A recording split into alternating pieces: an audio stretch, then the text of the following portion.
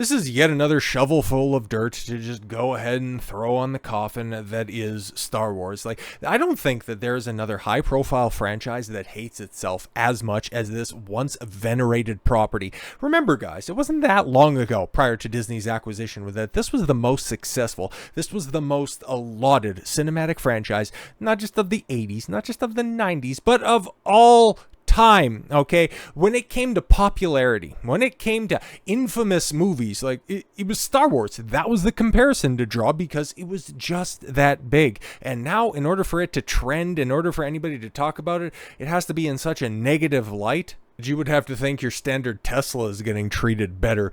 John Boyega, at one point in time, one of the most anticipated additions to Star Wars, because his introduction to the franchise was, oh my god, it's a stormtrooper. It's a deep programmed stormtrooper, and oh, we're gonna get that story? Is he gonna turn out to be force sensitive? Is he gonna end up being nope, he just ends up getting reduced to being the guy who in the background just goes, no, okay. He was somebody who was done completely and total a disservice by J.J. Abrams, and specifically round-headed Rian Johnson, who just made him the butt of an incredibly unfunny joke. Sorry, I have to be a little bit more specific. He just ended up being the comedy sidekick to stupid Rose Tico.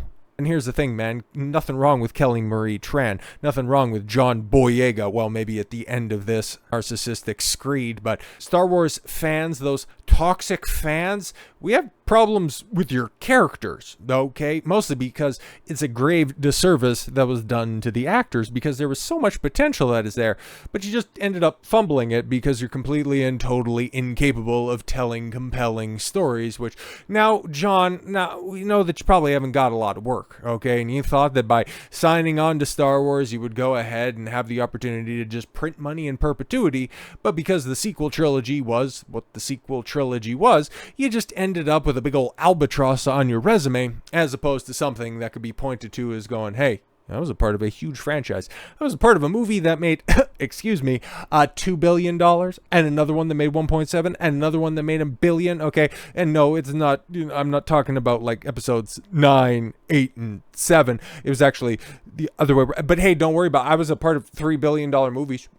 See, that's got to account for something. Oh, but no, it's Star Wars in today's day and age. It's Disney Star Wars. And if you're going to be mad at anybody, John, you should probably be mad at Disney. You should be mad at Lucasfilm. You should be mad at Kathleen Kennedy, who wanted to go ahead and sideline your very interesting characters' potential story in order to give you an audience insert with mandibular atrophy.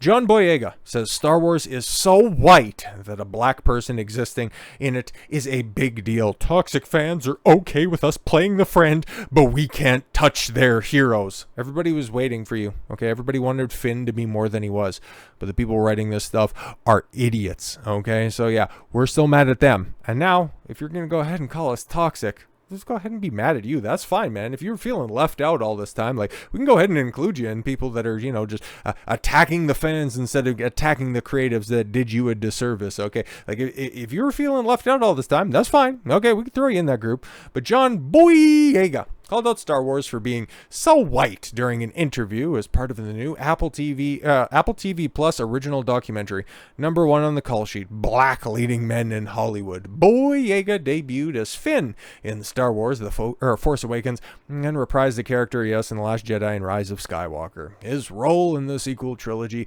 led to online harassment and racist and toxic Star Wars fans upset that a black actor playing a lead hero in a space franchise. No, he didn't. Okay, give us the receipts, man. Like, this shit is so fucking tired at this point in time. Where was the example? You want to talk about racist, okay? You want to talk about toxic people in Star Wars? Just go ahead and point to Disney diminishing and pushing into the background in order to try to bolster their Chinese release for The Force Awakens. You're still... like, you're the go-to example, man. And that should just go ahead and show you just how dirty the fans think that you were done by Disney. But no, instead of pointing your vitriol in the appropriate direction, you're just going to simply go ahead and tread some well-worn ground. It always ends up making you look like an asshole. Let me tell you something, brother.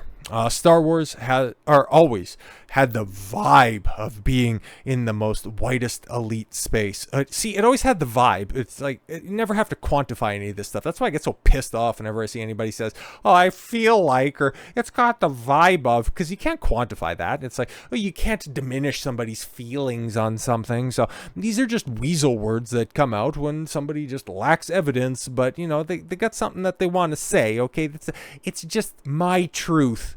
Ugh. It's a franchise that's so white that a black person existing in it was something. And why did you want to join it in the first place? Okay, if you just felt like it didn't belong, why did you sign on the dotted line? Just asking. Boyega said in the documentary. So, or rather, you can always tell it's something that comes as Star Wars fans try to say, well, we had Lando Calrissian and had Samuel L. Jackson. It's like telling me how many cookie chips are in the cookie dough. It's like, yeah, they're just scattered that in there, bro. Oh my God. Yeah, see, look at those, legendary characters that fans to this very day point to and say that they are some of their favorite. But no. You just want to go ahead and tokenize them. What the fuck are you doing? Dude, Mace Windu is a fairly integral character to the prequels. But no, it doesn't matter. No, because that's somebody doing tokenization differently than how I want to weaponize it in order to push my jumbled up cause. They're okay with us playing the best friend, but once we touch their heroes, once we lead, once we trailblaze. Why is that so difficult to say? And it's like, oh my God, it's just a bit too much. Can you point to one example? Like, seriously, one fucking example when we touch their heroes. What are you talking about? Who's the voice of Darth Vader? Okay, the most iconic person in all of Star Wars. Oh, right. Do people think David Prowse, or do people think James Earl Jones? Exactly. Once we trailblaze, once we lead, touch their heroes. If you're given an opportunity to lead, seize that opportunity. Oh, but wait, who's not giving you those opportunities? The toxic fans? Fuck off. The actor added, while also acknowledging that being cast in the franchise was a fundamental moment in his career. Yeah, exactly, because he thought it would be bigger than it was, and then it wasn't. Sucks to suck. Boyega first aired his grievances in GQ magazine in 2020 about Star Wars fumbling of diversity in his Star Wars trilogy. He said at the time, what I would say to Disney is do not bring out a black character, market them to much more important in the franchise than they are, and then have them pushed aside. It's not good. I'll say it straight up. Yeah, see, and the sentiment around that interview at the time was people going, yeah, exactly, he's totally onto something there, because, yeah, take a look at the Chinese poster, just how he was very much front and center of the marketing when the trailers for Force Awakens comes out, and how everybody was really interested in what the story could end up doing, and then Disney ends up rug pulling it. But no, toxic fans. You guys knew what to do with Daisy Ridley. You knew what to do with Adam Driver. Boyega continued. But when it came to Kelly Marie Tran, when it came to John Boyega, fuck all. What do you want me to say? What they want you to say is, I enjoyed being part of it. It was a great experience. No. I'll take that deal. When it's a great experience. They gave all the nuance to Driver, all the nuance to Ridley. Let's be honest, Daisy knows this, Adam knows this, everyone knows this. I'm not exposing anything. What's with the tone shift, okay? What's with him singing a different tune, okay? How you want to attack the people that had your back after you come out and say that stuff. You want to attack the people that supported you having a bigger role in the sequel trilogy that you were ultimately sidelined in. What has changed? Somebody's not getting the work that they think that they're entitled to because of the color of their skin. It's almost like this whole diversity shit, is being exposed for the fucking scam it has always been. Jumping over to Fandom Pulse's breakdown of this, Boyega would also say in the interview,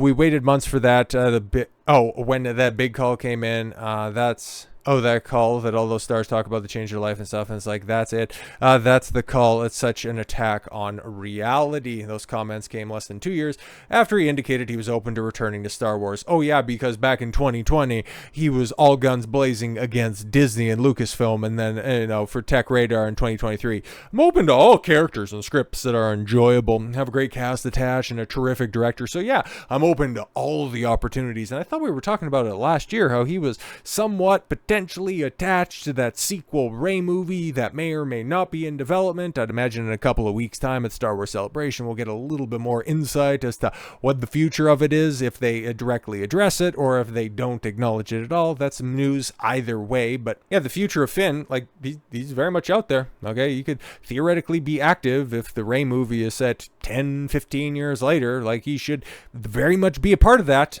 because he was, I think it was confirmed, either in the novelization or by somebody attached to the Rise of Skywalker. There was a one cut-off conversation where he was supposed to reveal to Rey that he's Force sensitive. So if Rey's going to be rebuilding the Jedi Order, he should very much be a part of that. But at this point in time, I don't really give a fuck if John Boyega works another minute in his fucking life.